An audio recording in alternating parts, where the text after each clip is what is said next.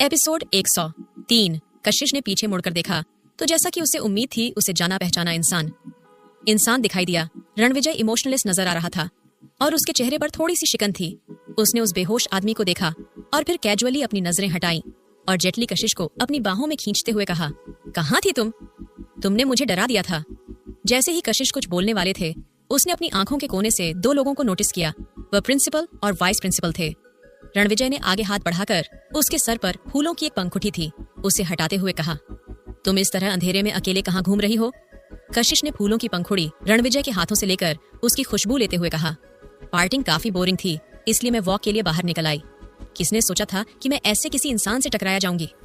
तुम्हें अकेले इस तरह नहीं घूमने चाहिए। रणविजय की भौहें आपस में सिकुड़ी हुई थीं। क्या होता अगर उसने दूर से ही उसे देखकर अंदाजा नहीं लगाया होता कि वह कशिश ही है और उसे फॉलो करते हुए यहाँ नहीं आया होता? तो क्या यह शराबी आदमी उसे परेशान नहीं करता? कशिश ने ऊपर देखकर हल्की आंखें छोटी करते हुए मुस्कुराते हुए कहा, क्या तुम मेरे बारे में कंप्लेंट कर रहे हो? बिल्कुल भी नहीं। वही दो लोग जो पीछे खड़े थे वह पूरी तरह चुप थे और उनका दिमाग शौक से भरा हुआ था। किसने सोचा था कि रणविजय, जो लड़कियों की तरफ अपनी इंडिफरेंस के लिए जाना चाहता था, उसकी एक्चुअली एक गर्लफ्रेंड होगी और वह उससे इतना प्यार करता है। प्रिंसिपल और वाइस प्रिंसिपल ने एक दूसरे की तरफ देखा और फिर उस बेहोश पड़े आदमी की तरफ, और वह लोग रणविजय की किक में कितनी पावर है ये सोचने लगे। क्या पार्टी की तरफ जा रही है? प्रिंसिपल ने अचानक से पूछा। तो कशिश रणविजय की बाहों से बाहर आई और प्रिंसिपल को देखकर हाँ में सर हिलाते हुए बोली, यस। उसे नहीं पता था कि इनमें से कौन था उस वक्त जिसने उसे एक्सप्लेन किया था, मगर कॉलेज जो एक फेयर और प्योर जगह होनी चाहिए, वहां पर उस जिंदगी के कमजोर पॉइंट पर इतने घटिया इल्जाम लगाए गए जो आज तक उसके साथ चिपके हुए थे। वह एग्जैक्टली काफी ज्यादा खुश नहीं थी। उसका पास्ट कोई ऐसी चीज नहीं थी जिसे वह आसानी से भूल जाए या फिर उससे जुड़े लोगों को माफ कर दे। वही रणविजय ने नोटिस किया कि कशिश के साथ कुछ गलत है, जिसकी वजह से उसकी आईब्रोज आपस में जुड़ गए और उसने पूछा, क्या तुम अभी घर जाना चाहोगी? मगर रणविजय अपनी बात खत्म कर पाता उससे पहले ही बगल वाले प्रिंसिपल ने जल्दी से कहा, मिस्टर रावत, इतने सारे स्टूडेंट पूरी दुनिया से और अलग अलग शहरों से आए हैं, तो उनके लिए वापस जाना अनकन्वीनियंट होगा। इसलिए हम आज रात के लिए यही सबको रहने के लिए रूम प्रोवाइड कर रहे हैं। अगर आपकी गर्लफ्रेंड की तबीयत ठीक नहीं है तो वह उस रूम में जाकर आराम कर सकती है जो उनके लिए तैयार किया गया है। रणविजय ने कशिश की तरफ देखा और फिर से पूछा, क्या तुम आराम करना चाहोगी या फिर घर जाना चाहोगी? मैं पहले पार्टी हॉल में जाकर रितिका से मिलूंगी, उसके बाद डिसाइड करूंगी। अगर तुम बिजी हो तो तुम जाओ, अपना काम करो। एक बार तुम डिसाइड कर लो तो मुझे बताना। श्योर। जरेनिया के अंदर सिर्फ कशिश की साइड प्रोफाइल ही विजिबल थी। लोगों की अपीयरेंस 6 सालों में काफी बदल चुकी थी और कोशिश तो यूनिवर्सिटी में 2 सालों से भी कम वक्त के लिए थी, इसलिए ना ही प्रिंसिपल और ना ही वाइस प्रिंसिपल ने उसे पहचाना। रणविजय के हाई स्टेटस के बावजूद भी वह बहुत ही शांत और इंडिफरेंट थी। इसकी वजह से उन्हें वह काफी यूनिक लग रही थी। मिस्टर रणविजय, क्या यह तुम्हारी गर्लफ्रेंड थी? प्रिंसिपल ने कशिश को वहां से जाते हुए देखकर पूछा। हाँ, रणविजय ने बिना किसी हिचकिचाहट के जवाब दिया और वह यह उम्मीद कर रहा था कि सबको पता चल जाए कि कशिश उसकी है और कोई भी उसे परेशान ना करे। लेकिन कशिश उसके ऊपर डिपेंडेंट नहीं थी। वही प्रिंसिपल के दिल की धड़कन बढ़ गई और उसे अब रिग्रेट होने लगा कि उसने कशिश का चेहरे को ध्यान से नहीं देखा। वह थोड़ा डिसअपॉइंटमेंट था, लेकिन उसे भरोसा था कि उसे और मौके मिलेंगे फ्यूचर में उसे ठीक से देखने के लिए। मिस्टर रावत, हमारी यूनिवर्सिटी काफी ऑनर फील कर रही है इस साल के इंटरनेशनल कॉन्टैक्ट को होस्ट करने के लिए। क्या आप उसमें अपनी गर्लफ्रेंड को लेकर आना चाहेंगे? फाइनलिस्ट सारे इंडस्ट्री के लीडर्स हैं और आप इसे मौके का फायदा अपनी कंपनी के लिए टैलेंटेड लोगों को चुनने के लिए भी कर सकते हैं। रणविजय की भौहें आपस में सिकुड़ गई और उसने सवाल किया, इंटरनेशनल कॉन्टैक्ट? रणविजय का इंटरेस्ट देखकर प्रिंसिपल ने हंसते हुए कहा, हाँ, अगर इस बारे में बात की जाए तो हमारे सारे स्टूडेंट अपने एरिया में बेस्ट ही रहे हैं और हमेशा हमारे कॉलेज को ऑनर फील करवाते हैं। क्या आपको परफ्यूमर रोज का नाम पता है? वह फ्रेग्रेंस फिंजी इंटरनेशनल कॉन्टैक्ट में पार्टिसिपेंट रही थी और अपने फर्स्ट पार्टिसिपेशन में ही वह 4थे स्थान तक पहुंच गई थी। प्रिंसिपल ने बहुत ही प्राइड के साथ मुस्कुराते हुए कहा, परफ्यूमर होने के नाते वह देश की सबसे बेस्ट है और हमारी स्टूडेंट भी है, कियारा सक्सेना। अगर उसके बारे में बात की जाए तो वह सचमुच बहुत ही आउटस्टैंडिंग है। उसने डांस, परफ्यूम, पियानो कॉन्टैक्ट कई चीजों में अवार्ड जीते हैं और जहां तक बात रही पियानो की, कियारा आज परफॉर्म भी करने वाली है। स्पेशल गेस्ट के तौर पर कई सारे स्टूडेंट उसे अपना रोल मॉडल मानते हैं, इसलिए पक्का आज रात बहुत मजा आएगा। रणविजय चुपचाप उनकी बातें सुन रहा था और हर एक वर्ड के साथ उसकी भौहें आपस में और भी सिकुड़ती जा रही थीं और एक्सप्रेशन डार्क होते जा रहे थे।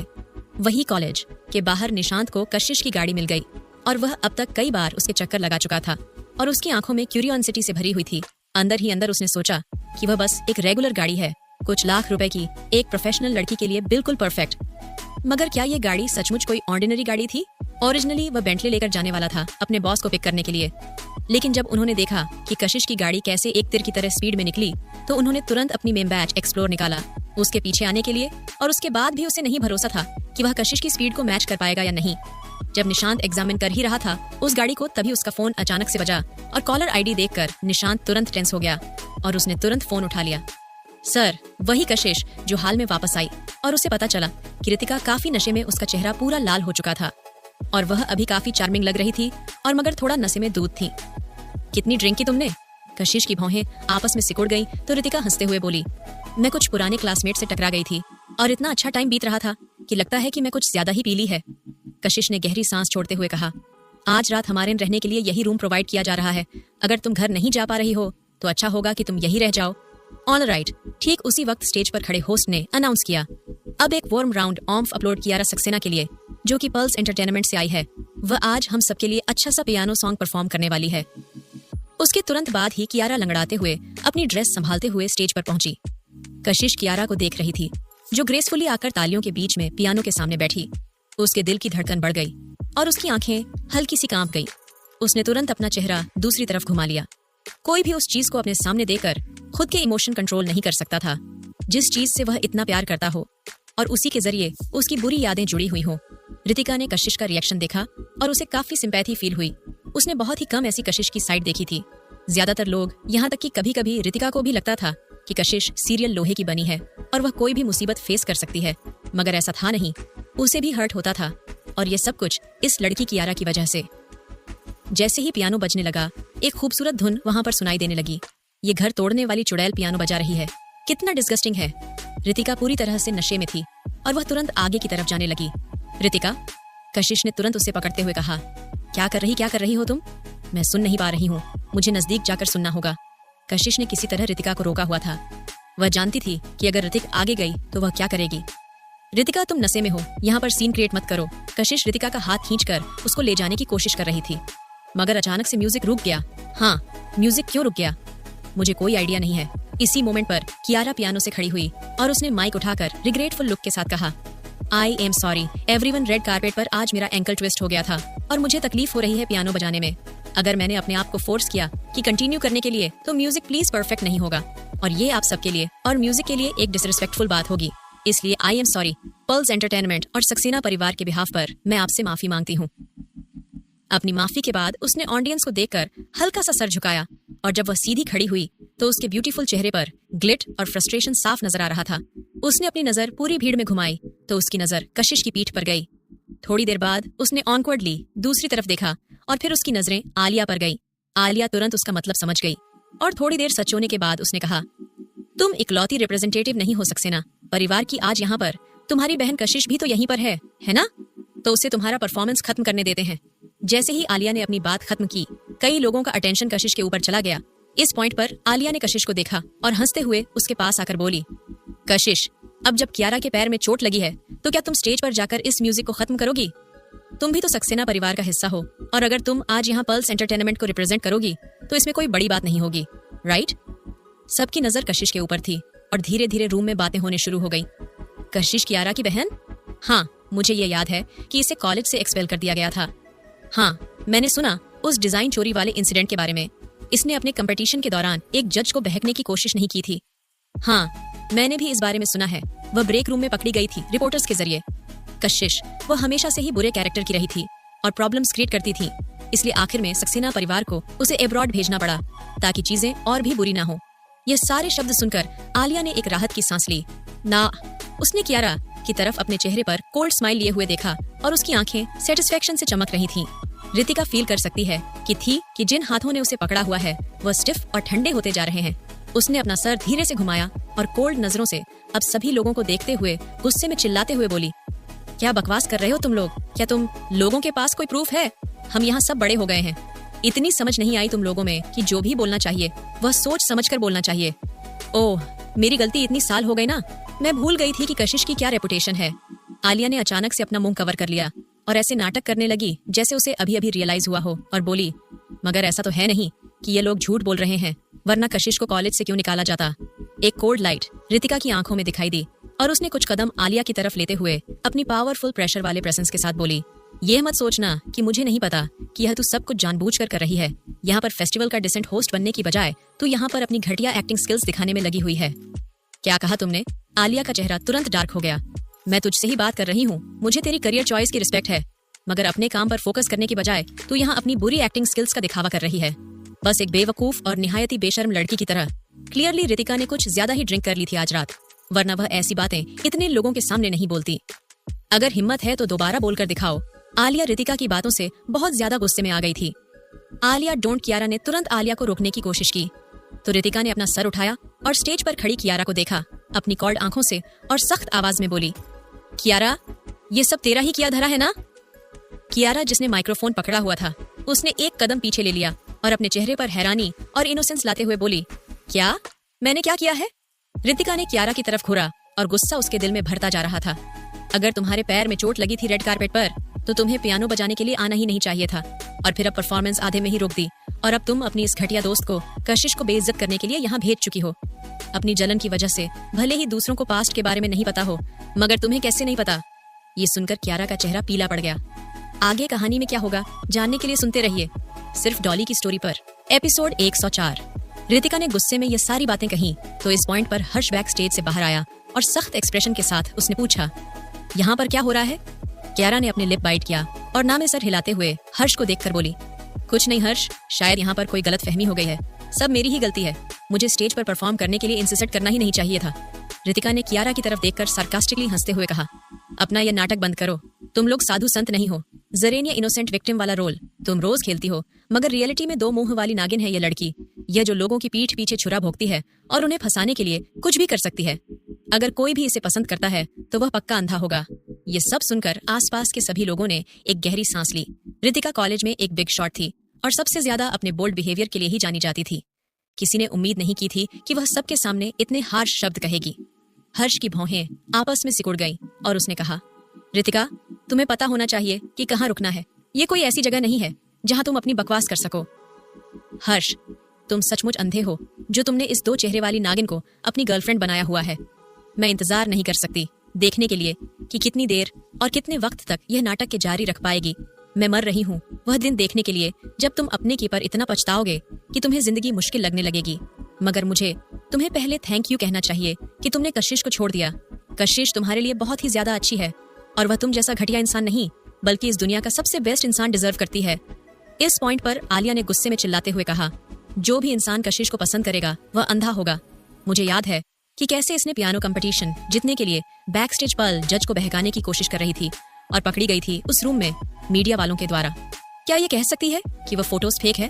वह कितनी मासूम दिखती है मगर अंदर से कितनी घटिया हरकतें करती है। कशिश ये सब सुनकर अपनी जगह पर जम गई। उसका खूबसूरत चेहरा उसके अंदर के तकलीफ को छुपा नहीं पा रहा था। उसे कोई फर्क नहीं पड़ता था कि कौन उसके बारे में क्या सोचता है और कैसी अफवाहें फैलाता है, मगर वह पस्ट का सीन लगातार उसके दिमाग में घूमने लगा था और सारी पुरानी बुरी यादें उसे फिर से परेशान करने लगी। कमलेश्वरी सक्सेना ने उसे कंपटीशन में हिस्सा ना लेने के लिए फोर्स किया, मगर उसने मना कर दिया तो पनिशमेंट के तौर पर उसे रूम में लॉक कर दिया गया था और पूरे दिन भूखा प्यासा रखा गया। अगले दिन वह छुप के पियानो कंपटीशन में पहुंच गई थी, जहां उस जज ने ऑलमोस्ट ड्रेसिंग रूम में उसकी इज्जत लूट ली थी। वह नहीं भूल सकती थी कि कैसे वह राक्षस इंसान अपने गंदे हाथों से उसके कपड़े फाड़ रहा था। वह उसे अपनी पूरी ताकत लगाकर भी दूर नहीं कर पा रही थी। वही कशिश का पीला पड़ा हुआ चेहरा देखकर रितिका को काफी दर्द महसूस हुआ अपने दिल में और उसे कब खुद से ही नफरत होने लगी। भले ही वह कशिश की दोस्त थी, मगर खुद के स्टेटस या फिर कुछ मजबूरी की वजह से वह कशिश का हमेशा साथ नहीं दे पाती थी। वह जानती थी कि यह ऐसी चीज है जो कशिश अपनी जिंदगी में कभी भी मेंशन नहीं करना चाहती है या फिर याद नहीं करना चाहती, मगर ये लोग उसे चैन से जीने नहीं देंगे। उसने अपने दांत पीस लिए और एक वाइन का ग्लास किसी और के हाथ से छीनते हुए एक ही बार में आलिया के चेहरे पर फेंक दिया। आह! आलिया चिल्लाई और वह रिएक्ट कर पाती उससे पहले ही उसने ग्लास टूटने की आवाज सुनी। उसने देखा तो रितिका ने अपने हाथ में पकड़े हुए ग्लास को टेबल पर मारकर आधा तोड़ दिया था और टूटा हुआ ग्लास आलिया की तरफ पॉइंट करके उसकी तरफ हमला करने के लिए तैयार थी। किसने कहा कि इसने घटिया चीज की है? किसका कैरेक्टर खराब है? बताओ मुझे, अभी तुम्हारी जान ले लूंगी और तुम्हारी यह कैची जैसी जुबान काट दूंगी, रितिका ने चिल्लाते हुए कहा। तो कशिश अचानक अपने होश में वापस आई और रितिका को पीछे खींचते हुए बोली, रितिका शांत हो जाओ। वही कियारा का चेहरा अचानक से बदला गया और उसकी आंखों में कोल्ड ग्लिंट दिखाई दी। आलिया, ये बेवकूफ लड़की, किसने सोचा था कि आलिया उसके प्लान से अलग ये सब कर देगी। हे भगवान, यहाँ पर हो क्या रहा है? किसने रितिका को इतना गुस्सा दिला दिया? इस पॉइंट पर कार्तिक की आवाज वहाँ पर सुनाई दी तो कशिश ने तुरंत उसे बुलाते हुए कहा, कार्तिक प्लीज रितिका को लेकर यहाँ से जाओ। क्या हो रहा है? कार्तिक ने सामने का सीन देखते हुए पूछा और वह थोड़ा कंफ्यूज था, लेकिन कशिश ने कोई जवाब नहीं दिया।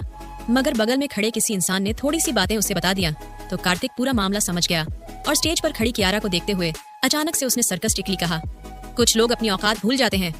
कार्तिक की नजर अपने ऊपर महसूस करके कियारा को थोड़ा अनईजी फील हो रहा था और उसकी भौहें आपस में सिकुड़ गई थीं। वहीं कशिश ने घुरकर आलिया को देखा और जो उसकी आंखों में लुक था वह उसे रितिका के हाथ में पकड़े हुए टूटे हुए गिलास से भी ज्यादा डरा रहा था। थोड़े वक्त के बाद कशिश ने आलिया से कहा, अभी के लिए मैं यह मामला यहीं छोड़ देती हूँ, स्विंगलाक, लेकिन अगली बार बिना सबूत के मेरे ऊपर इल्जाम लगाने की कोशिश की तो इसका अंजाम बहुत बुरा होगा। उसके बाद उसने कियारा की तरफ देखा जो स्टेज पर थी और बोली, पल्स एंटरटेनमेंट की शेयर होल्डर होने के नाते आई होप कि मिस सक्सेना परफॉर्म करना जारी रखेगा और लोगों को और यहाँ मौजूद किसी भी इंसान को हमारी कंपनी पर हंसने का मौका नहीं देंगी। कशिश के मुंह से शेयर होल्डर वाली बात सुनकर कियारा की पकड़ अपने आप माइक्रोफोन पर टाइट हो गई और वही कशिश हल्का सा मुस्कुराई और फिर मुड़कर रितिका के साथ वहां से चली गई। उसने आज रात कहाँ रूम्स उनके लिए अलॉट हुए हैं इस बारे में पूछा और उस तरफ वह जाने लगी।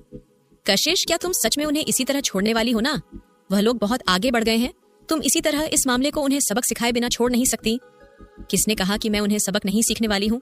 कशिश की आवाज अचानक सुनाई दी और उसकी कोल्ड टोन ने एक पल के लिए कार्तिक को भी डरा दिया और उसने पूछा, तो तुम कब कुछ करने वाली हो?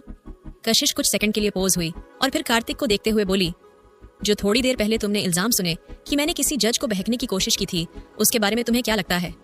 ये सुनकर कार्तिक की आंखें बड़ी हो गईं और उसने कहा, हाँ मुझे क्या लगता है? क्या तुम्हें भी भरोसा है कि मैंने उसे बहकने की कोशिश की? होग उस वक्त सब लोग कह रहे हैं तो शायद मैंने भी मान लिया था, मगर इन सब से मेरा कोई लेना देना नहीं था, इसलिए मैंने ज्यादा ध्यान नहीं दिया। उसके बाद वह आगे बोला, मगर अब मुझे इस बात पर भरोसा नहीं है। और वह क्यों? क्योंकि रणविजय ने तुम्हें यह चुना है और अगर यह सच भी हुआ तो मुझे इसी बात पर भरोसा करना होगा कि यह झूठ है। ये बात बोलने के बाद कशिश की चुप्पी को देखकर कार्तिक हंसते हुए बोला, हाँ, बस मजाक कर रहा था, मुझे तुम पर पूरा भरोसा है। कशिश मुस्कुराई और उसने कहा, आज रात कियारा का मनी गोल है ना? क्या? कार्तिक कंफ्यूज हो गया और नशे में रितिका ने भी उसकी तरफ देखते हुए कहा, कौन सा मेन गोल? कशिश ने उसका सर थपथपाया और धीरे से बोली, कोई हमारा पीछा कर रहा है।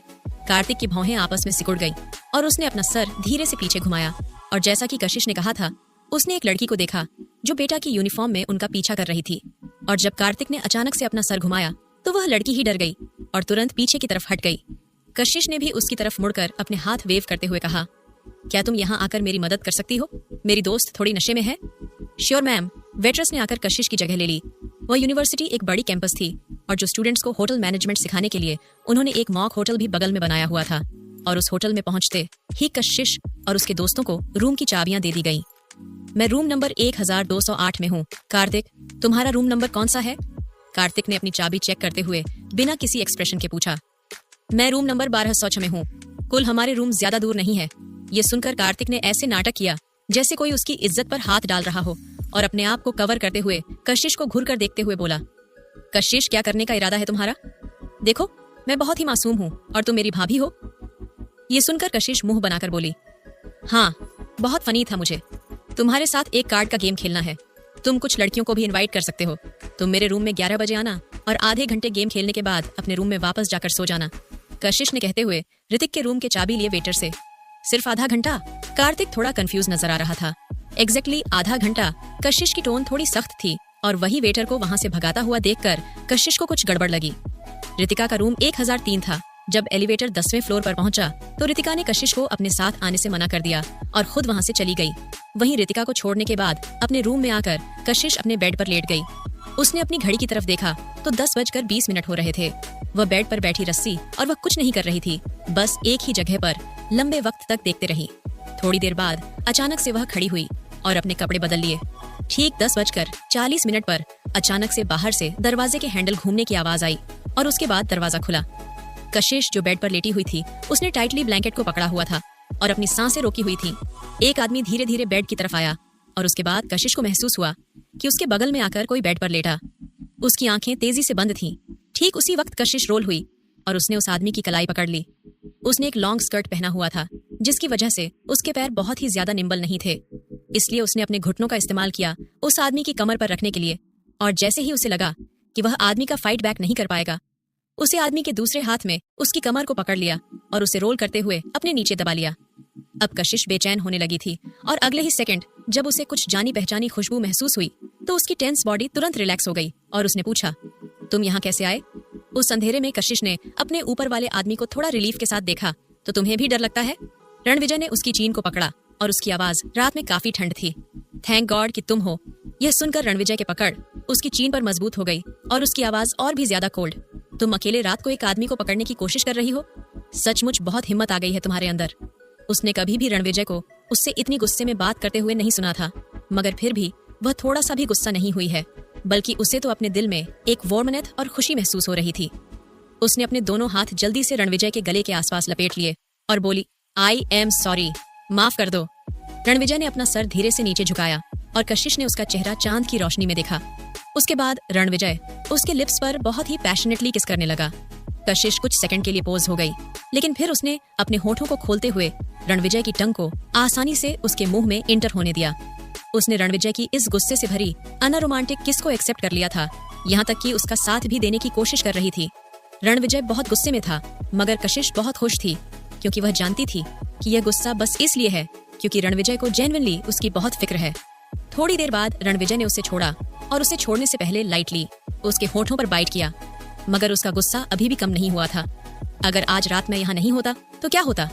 अगर कुछ गलत हो जाता तो मैं यहीं पर हूँ, और फिर भी तुम सारी चीजें खुद करना चाहती हो, जैसे मैं तुम्हारी जिंदगी में एग्जास्ट ही नहीं करता, जैसे मैं तुम्हारे लिए कुछ करने के लायक ही नहीं हूँ। ऐसी बात नहीं है, कशिश ने थोड़ा हिचकिचाते हुए कहा, क्योंकि उसे समझ नहीं आ रहा था कि वह क्या बोले। लेकिन मैं अकेले हैंडल कर सकती हूँ। यह सुनकर रणविजय ने गुस्से में मुंह बनाया और उसके ऊपर से उठकर बैठ गया।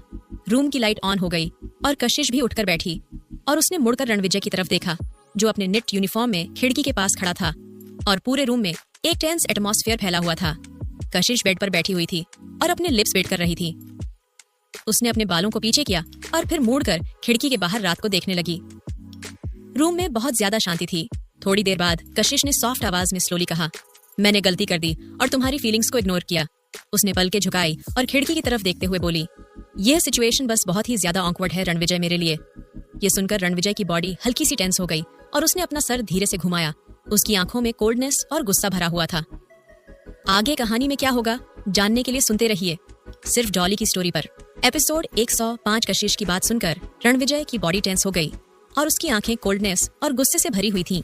यह एक ऐसा सीक्रेट था जो कशिश ने काफी वक्त तक अपने अंदर दबा कर रखा था, और अब वह बहुत ही शांत मगर उदासी में इसे खुद रिवील करते हुए धीरे धीरे बोली, कंपटीशन के एक दिन पहले कमलेश्वरी सक्सेना ने मुझे अपना नाम पीछे लेने के लिए कहा।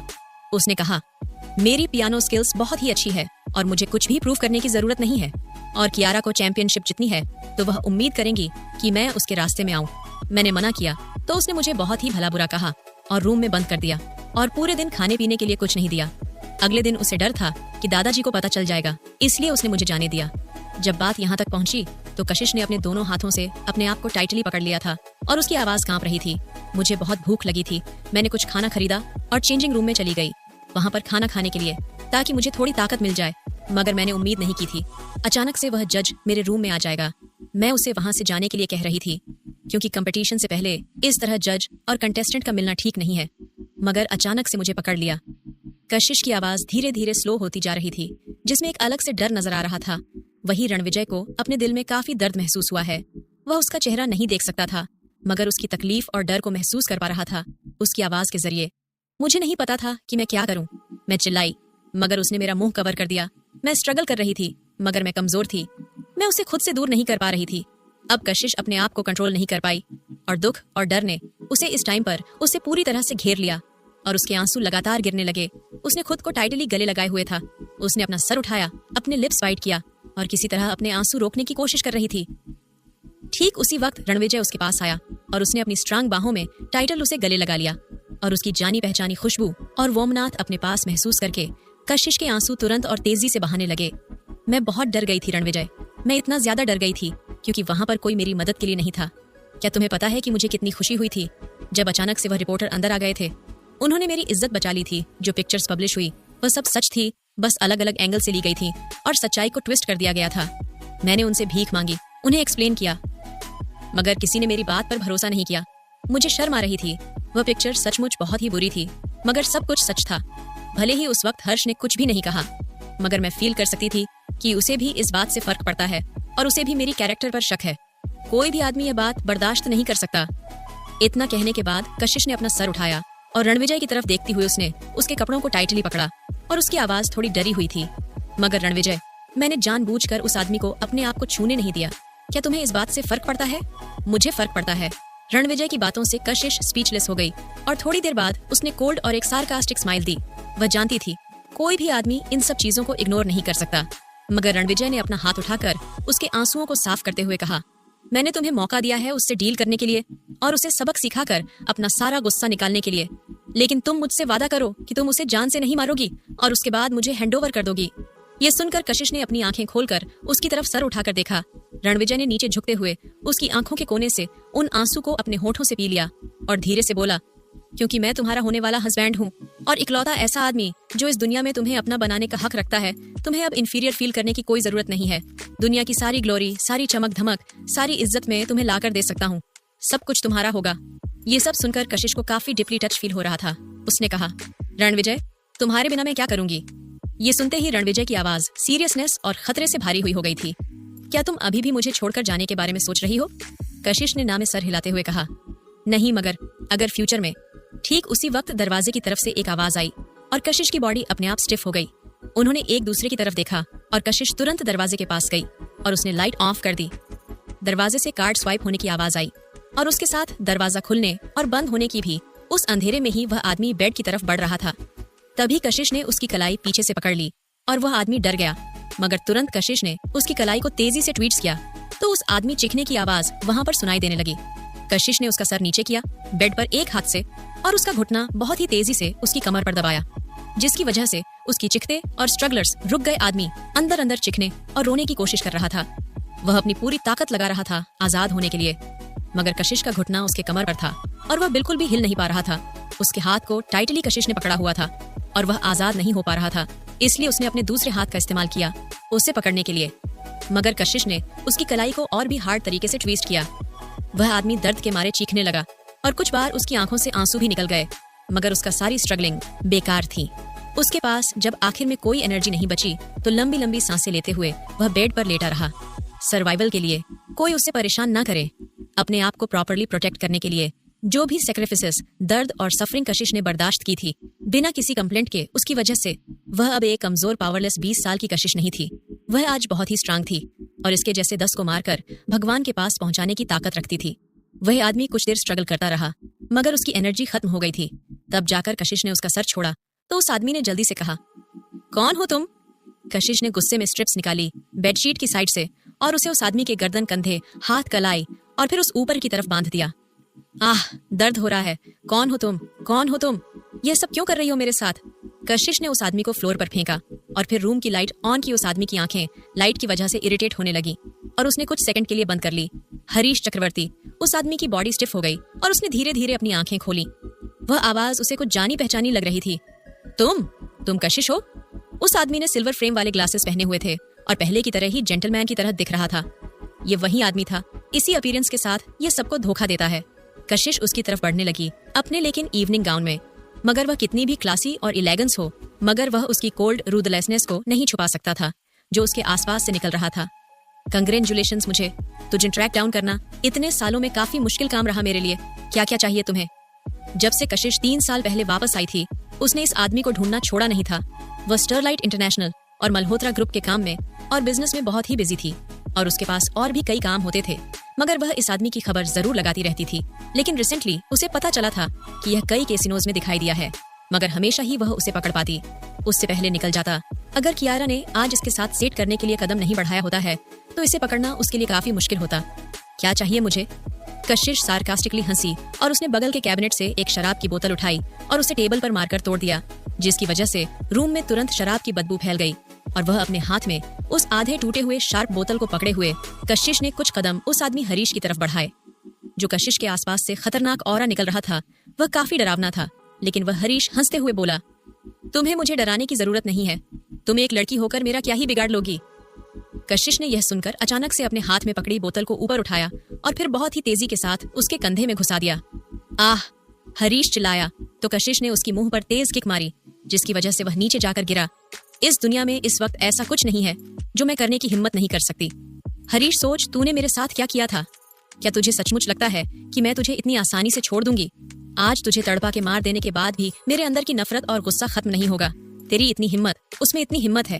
एक कोल्ड आवाज अचानक से हरीश को अपने पीछे से सुनाई दी तो वह जम गया और उसने मुड़कर पीछे की तरफ देखा तो एक आदमी खिड़की के पास खड़ा था जिसने ब्लैक सूट पहना हुआ था और उसकी आंखें हरीश के ऊपर एक ओवरवेलमिंग प्रेशर बना रही थीं। कौन हो तुम? रणविजय उसकी तरफ घुरकर देखने लगा, जिसकी वजह से हरीश को अपनी रीढ़ की हड्डी तक ठंडक महसूस हुई। जो मान करे वह करो इसके साथ। अगर हालात हाथ से निकल गए तो मैं संभाल लूंगा। रणविजय की नजरें हरीश पर थीं, मगर उसकी बातें डायरेक्टली कशिश इसके लिए थीं। वही उसकी बात सुनकर हरीश का चेहरा पेपर की तरह सफेद पड़ गया और डर कर वह क्रोल करते हुए कोने में सिकुड़ कर बैठ गया। उसे नहीं पता था कि सामने खड़ा यह आदमी कौन है, मगर उसे एक सेकंड के लिए भी उसकी बातों पर डाउट नहीं हुआ। उसे यकीन था कि अगर वह बोल रहा है तो उसकी जान जा सकती है। वही कशिश होश में वापस से आई और मुस्कुराते हुए नीचे घुटनों के बल झुकी। उसने उस टूटी हुई बोतल को उसके फोरहेड पर लगाया फोर्स के साथ, जिसकी वजह से उसकी स्किन कट गई और खून निकलने लगा। मुझे कुछ मत मारो। क्या चाहिए तुम्हें? बस मुझे जाने दो। मैं तुमसे भीख मांगता हूँ। प्लीज शांत हो जाओ, मुझे जाने दो। लेकिन कशिश को देखकर ऐसा लग नहीं रहा था जैसे वह उसकी कोई बात सुन रही है।